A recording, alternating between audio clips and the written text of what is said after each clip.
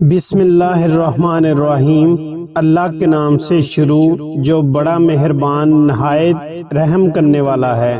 السلام علیکم۔ مختلف رنگت اور مزاج والے انسان۔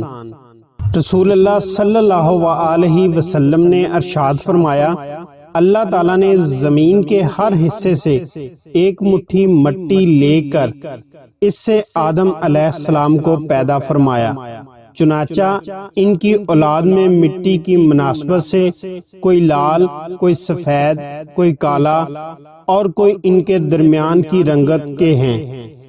اسی طرح کچھ نرم مزاج، کچھ سخت مزاج، کچھ بری طبیعت اور کچھ اچھی طبیعت کے انسان ہیں۔ السلام علیکم۔